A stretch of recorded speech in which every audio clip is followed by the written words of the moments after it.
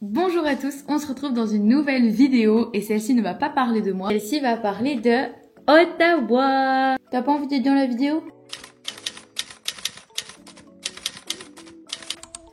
J'avais fait une vidéo il y a un an pour expliquer qu'on avait adopté un chaton et j'avais envie en fait de faire une petite rétrospective sur l'année écoulée avec Ottawa. Dans ma vidéo précédente, je vous expliquais un peu les soucis qu'on avait rencontrés quand il est arrivé, le fait qu'il se cachait, qu'il était pas à l'aise, qu'il mangeait pas. J'avais donné tous mes petits trucs et astuces pour quand on adopte un chaton qui est assez craintif comme lui. Et je m'étais dit que ça pouvait être sympa de un peu vous expliquer tout le chemin parcouru depuis, comment il s'est bien intégré à notre vie de tous les jours, les autres soucis qu'on a rencontrés et vous donner en fait des petits conseils parce qu'il y a pas mal de choses que je pense que beaucoup d'entre nous qui avons des animaux ont connu et qu'on aurait peut-être préféré nous dire avant. Tout d'abord, j'aimerais du coup vous présenter Ottawa, que vous avez connu petit chaton et que comme vous voyez, il a bien grandi. Il a pas mal mangé, pas mal joué, pas mal dormi et aujourd'hui c'est un vrai chat, même si dans nos cœurs il resterait toujours un petit chaton. Dans un premier temps, j'avais envie de parler de son intégration. Parce que c'est vraiment la chose dont on avait le plus peur, c'est qu'il ne s'habitue jamais à nous, qu'il ne s'habitue jamais à son nouvel environnement. Et qu'il soit toujours très peureux et qu'il vienne pas vers nous. Quand il est arrivé, il se cachait derrière des coins, il venait pas nous voir, il avait peur de nous. Petit à petit, au bout de 2 semaines, il était plus proche de nous, il jouait avec nous et maintenant il a vraiment ses habitudes et je dirais que ça a pris un bon mois. Au bout de 1 mois, je dirais qu'il a commencé quand même à nous suivre partout, à rester près de nous le soir, à être très câlin et on est parti en vacances 6 mois après l'avoir adopté. Et on est parti quand même 3 semaines et on avait demandé à une copine à moi de venir habiter chez nous pour qu'il ne soit jamais tout seul. Mais je pense qu'il a eu tellement peur qu'on ne revienne pas que ses habitudes ont encore changé quand on est revenu. Il a commencé vraiment à dormir avec nous mais entre nous et qu'il a été encore plus câlin et encore plus collant. Et maintenant c'est un chat qui vraiment nous suit partout. Tous les matins il a son petit rituel. On se lève, on va sur la table, on fait des câlins, après je lui donne ses croquettes, je lui change son eau et puis après il veut jouer. Parfois quand je me prépare le matin, il est dans l'évier d'à côté et il me regarde et il attend. Au fur et à mesure il est aussi devenu très jouette, mais ça on l'avait déjà remarqué parce que quand il venait pas encore près de nous, mais si on jouait avec lui, là il jouait quand même avec nous. Donc dès le début il a été très jouette et là il est encore blindé. Évidemment il a ses phases qu'on appelle des zoomies, qui sont des phases où il court partout et il devient fou au moins une fois par jour. Le deuxième point que je voulais aborder, c'est son alimentation. Au début, on s'était dit que un chat, ça mange juste des croquettes et on achetait les croquettes au supermarché. On s'est rendu compte à force de se renseigner, on voyait plein de choses sur les réseaux sociaux, qu'en fait les croquettes des supermarchés sont pas du tout bonnes pour les chats. Et je sais pas pourquoi, mais quand c'est ton chat, t'as envie qu'il ait une super bonne alimentation, il mange mieux que nous au final. Au début on lui donnait que des croquettes et on lui donnait dès que son bol était vide parce que moi j'avais toujours entendu qu'un chat devait avoir constamment des croquettes et que lui-même allait réguler comment il mange. C'est faux. Déjà un chat n'a pas besoin de manger que des croquettes. Un chat qui est un chat d'appartement et qui ne sort pas dehors a besoin d'une dose de nourriture liquide parce que sinon il ne boit pas assez d'eau.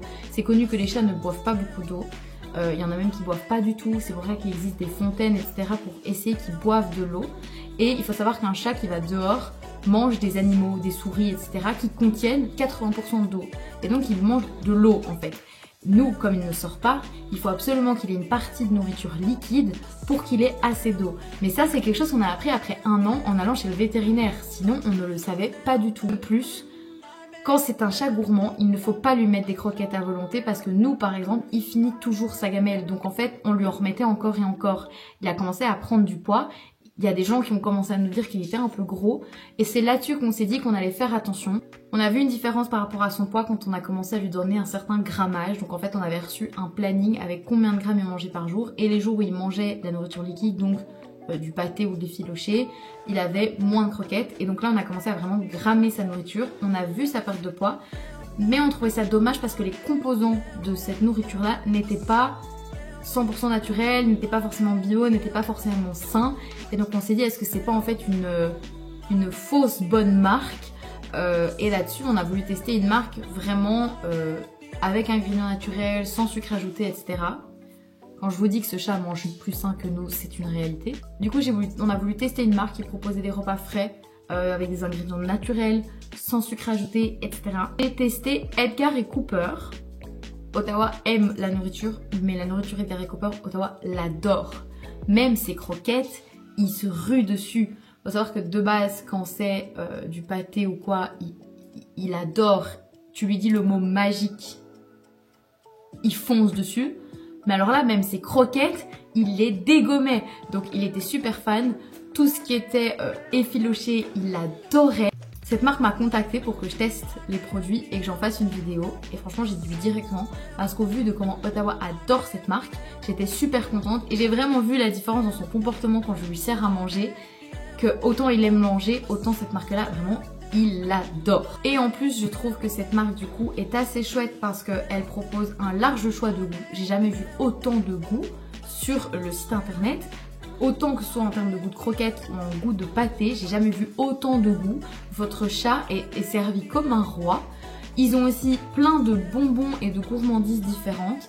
Et pareil, ça peut être adapté par rapport à votre type de chat et aux habitudes de votre chat. Donc Edgar & Cooper, c'est franchement un grand choix en termes de goût. C'est de la viande et du poisson frais, sans céréales ajoutées, ingrédients naturels, sans sucre ajouté et sans farine de viande. Donc je pense que là, franchement, on peut pas faire plus simple pour Ottawa. Là, on est au summum.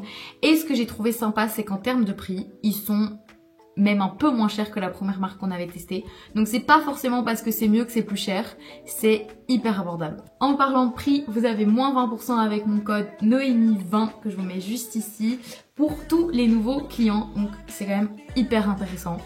Donc pour conclure le point alimentation, on a testé 3 choses différentes et là maintenant je pense qu'on a vraiment trouvé ce qui nous convient et surtout ce qui convient à Ottawa. Du coup ça fait maintenant 4 mois qu'on teste cette marque parce que je voulais absolument la tester sur du long terme avant d'en faire une vidéo. Et bah honnêtement je vais racheter et je vais continuer sur cette marque parce que ça fonctionne, Ottawa l'adore. Et d'ailleurs sur la fin, quand on devait finir l'autre marque qu'on avait achetée et que j'avais déjà reçu Edgar & Cooper, je sentais bien que quand je lui mettais l'ancienne marque, il était pas content et que quand je lui remettais Edgar & Cooper, il était content. Bon, il a quand même dû finir l'autre paquet parce qu'on n'avait pas jeté, mais je ressentais la différence dans son engouement quand je lui apportais son bol de croquettes. Je t'ai pris d'un des poulets, ça te plaît ou pas? T'as envie de la... Tu veux la manger? Tu veux la moumoute?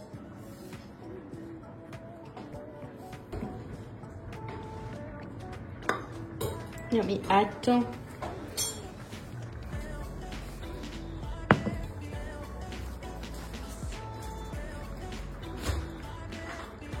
Petit tips pour cet été, vu qu'il fait très chaud, pour rafraîchir votre chat, on mouille à chaque fois ses petits coussinets et sa petite tête. Ici, je lui ai mis un essuie avec des packs comme ça que j'ai mis au congélateur pour que l'essuie soit frais. Il se couche pas forcément dessus quand il y a les packs, mais une fois que je les enlève, il se couche dessus. Il aime bien être tout près, ça le rafraîchit. Laissez-lui aussi des endroits sombres où il peut se mettre à l'abri. Et alors nous, ce qu'on a fait, c'est qu'on a mis un deuxième bol d'eau dans le couloir. Comme ça, on est sûr qu'il boit de l'eau parce qu'il en a 2 fois plus. Tu veux parler de ta petite maladie? On leur raconte que t'es un petit peu malade? Est-ce qu'on leur raconte? Un autre point que je voulais aborder dans cette vidéo et qui je pense pourra être assez utile pour pas mal d'autres parents de chatons est le point maladie. Quand on l'a eu, il avait son œil qui coulait et d'ailleurs sur ma vidéo YouTube vous voyez qu'il a un œil complètement fermé en fait. Peu de temps après, on s'est rendu compte qu'en fait il avait toujours eu ses selles liquides. On avait été chez le vétérinaire, on avait dû faire une prise de sel. Et on s'était rendu compte que à la naissance, il s'était chopé une bactérie dans l'intestin. C'est quelque chose qu'il avait en lui en naissant. On avait dû passer par la case antibiotiques et je vous raconte pas la galère pour lui mettre des antibiotiques parce que déjà il les mange pas parce qu'il contourne sa nourriture et le médicament il le prend pas. Donc on avait dû retourner chez le vétérinaire pour demander d'avoir de l'antibiotique liquide et alors on devait lui enfoncer une seringue dans la bouche. Très galère. Ensuite, du coup, la première fois qu'on a été chez le vétérinaire, il lui avait mis un anti-inflammatoire par seringue. Ottawa ne supporte pas les anti-inflammatoires, on ne le savait pas. En rentrant, il a vomi. Tout de suite rappelé le veto et il nous avait dit que c'était peut-être le stress. Le lendemain, il a vomi 7 fois. Ne prenez pas des tapis qui valent de l'argent, des tapis à longs poils beige, vous avez payé des centaines d'euros. prenez des tapis de chez Action, 40 € le tapis, parce que nous, c'est déjà nos 5e, tellement il a vomi dessus. On a dû retourner chez le véto le lendemain, parce qu'il vomissait trop. Et on s'est rendu compte qu'en fait, c'était l'inflammatoire qu'il avait reçu par seringue qu'il n'avait pas digéré. Et donc, il avait été encore plus malade. Au final, il était plus malade quand on est revenu de chez le véto que quand on y est allé. On y est retourné il y a quelques temps, donc je dirais 1 an après, parce qu'on s'est rendu compte qu'il avait quand même tout le temps de l'eau dans son œil. Le vétérinaire nous a dit qu'il avait du coup une conjonctivite, de la fièvre, les ganglions gonflés, bref, il était super malade. De nouveau, gouttes dans les yeux, antibiotiques. On a remarqué qu'il était encore plus malade de nouveau en étant sorti de chez le véto. En y allant, on s'est dit ok, il a encore chopé quelque chose. Et c'est au bout de la 3e fois chez le véto qu'on a compris qu'il avait le coryza, qui est une maladie que beaucoup de jeunes chatons peuvent avoir, même à la naissance. Et du coup, il a chopé une sorte d'infection dans son œil qui vient lui bloquer en fait les canaux ici, qui fait que son œil pleure tout le temps. Mais donc il aura ça à vie, à moins qu'on l'opère. Et franchement, pour ça, on n'a pas envie de lui faire subir une opération. Du coup, son immunité est très faible. Et donc, en fait, à chaque fois qu'on va chez le vétérinaire, vu qu'il rencontre, vu que c'est un endroit où il y a plein d'autres animaux, il se chope un truc. S'il sort sur la terrasse et qu'il fait froid, il peut se choper un rhume. Donc, on doit faire super attention à pas qu'il sorte quand il fait froid, aux autres chats qu'il côtoie, parce qu'on a quelques chats qui viennent ici à la maison jouer avec lui parce qu'ils sont copains. Heureusement que c'est pas un chat qui sort dehors parce que sinon il se choperait des maladies tout le temps. Mais on a appris ça au bout de 1 an et demi et c'est quelque chose qu'on aurait voulu savoir plus tôt et qu'on nous a pas du tout dit et que les vétérinaires n'avaient pas du tout remarqué au début. D'autant plus que du coup on a voulu une alimentation saine pour lui pour vraiment lui renforcer son immunité. On a voulu le sortir au début avant d'apprendre tout ça. On avait acheté une laisse et un harnais, ça n'a jamais fonctionné. Il a jamais voulu, il a trop peur et en fait tant mieux parce que c'est vraiment un chat qui est fait pour être à l'intérieur. Donc voilà, c'était un gros point, ça nous a quand même pas mal mis d'inquiétude. Et surtout que pendant 1 an, on savait pas ce qu'il avait. On a aussi remarqué que c'était un goulaf qui mange très vite parce qu'il a tout le temps faim. On a remarqué qu'il ne mâchait pas et très souvent, en fait, il vomit. Plutôt, il régurgite 10 minutes après avoir mangé parce qu'en fait, il a mangé beaucoup trop vite. Donc, on lui a acheté une gamelle anti-glouton. Au lieu de lui mettre ses 70 grammes de croquettes le matin, on lui met 35 grammes le matin et 35 grammes le soir pour être sûr qu'il mange à son aise. On espace bien les croquettes dans son bol anti-glouton. Vraiment, on fait un maximum pour pas que du coup il mange trop vite et qu'il vomisse. C'est quand même déjà notre 5e tapis racheté parce qu'il adore vomir sur le tapis. Si vous avez des tapis du coup à long poil, j'ai trouvé une technique pour les nettoyer qui est magique. Pour ça, vous avez besoin de prendre un petit bol. Dans le petit bol, vous allez mettre un peu d'eau tiède, du savon de vaisselle. Vous allez mettre du vinaigre blanc et vous allez mettre du bicarbonate de soude. Vous prenez un premier essuie, vous trempez dans la solution et vous allez vraiment tapoter sur l'endroit où il y a le vomi. Bon, bien évidemment, au préalable, vous avez enlevé le gros avec du papier essuie-tout. Et blindez de produits dessus jusqu'à ce que ça mousse carrément sur votre tapis. Vous laissez agir 15-20 minutes. Vous venez avec un nouveau bol, cette fois-ci rempli d'eau. Prenez une nouvelle lavette, vous le trempez et vous venez de nouveau tapoter pour rincer jusqu'à ce qu'il n'y ait plus de solution sur votre tapis. Vraiment, frottez énergiquement avec votre lavette et l'eau. Et là, vous allez voir que normalement, tout part. Après que vous avez tout rincé, vous prenez une autre lavette. Cette fois-ci, ça peut être un essuie. Et vous venez doucement tapoter pour essorer toute l'eau jusqu'à ce que votre tapis ne soit plus mouillé. Après ça, vous venez avec une fourchette, si c'est un tapis à long poil, et vous venez un peu peigner les longs poils en même temps avec un sèche-cheveux pour que du coup les longs poils reprennent leur volume et soient de nouveau tout doux. Ça prend du temps, je suis déjà arrivée 40 minutes en retard au boulot parce que j'ai dû faire ça un matin, mais je vous jure que ça sauve. Ensuite, je voulais quand même aborder un dernier point qui est un point qu'on voit beaucoup sur les réseaux sociaux aussi, comme moi, votre TikTok est rempli de chats.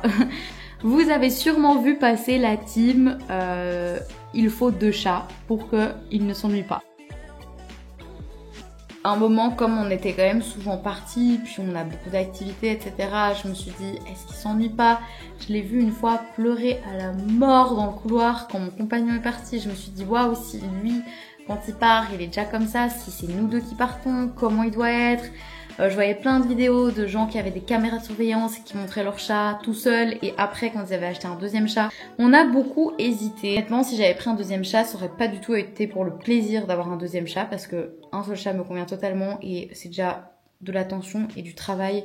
J'aurais pas forcément voulu un deuxième chat. Si je l'avais pris, ça aurait été uniquement pour le bien-être d'Ottawa. On a posé la question à un vétérinaire, on a posé la question à beaucoup de gens autour de nous et on nous a dit que si j'avais quand même du télétravail, qu'on était quand même pas mal présent et qu'en fait les moments où on est là, on lui donne de l'attention, ça suffit parce qu'un chat dort quand même 20 heures sur 24, normalement, parce que nous il dort beaucoup moins. Un chat a besoin en fait de l'attention que les 4 heures où il est réveillé. Donc la journée quand on part travailler, il dort et c'est pour ça qu'il est hyper réveillé quand on est là parce que du coup quand on est là, il ne dort jamais. Et si on lui donne l'attention nécessaire à ces moments-là, il n'a pas besoin d'avoir une compagnie d'un deuxième chat. On avait peur aussi que il se sente délaissé, qu'il sente qu'il est plus tout seul. Étant donné qu'il est peureux, on avait peur aussi que ça se passe mal avec un autre chat. Tu veux de l'attention? Ah, vous a défoncé le canapé. Poltron et Socha. Donc je lui ai acheté ce petit tapis à gratter sur Amazon. À la base je voulais le coller sur le canapé, ça tenait pas donc on l'a collé au sol. Et en fait il est adhésif ici en dessous. Et je vous conseille comme ça de le coller parce que quand c'est quelque chose qui bouge pas, il adore faire ses griffes dessus. Et au moins il le fait un peu moins sur le canapé. Il avait un arbre à chat mais monsieur on n'avait rien à faire de son arbre à chat. Je pense que j'ai fait le tour. N'hésitez pas à me dire si vous avez des questions, si vous avez besoin d'autres conseils, si des vidéos comme ça vous plaisent. N'hésitez pas aussi à vous abonner et liker si ce contenu vous a plu. Je me ferai un plaisir de répondre à vos questions en commentaire si jamais vous en avez. Et je vous fais des bisous.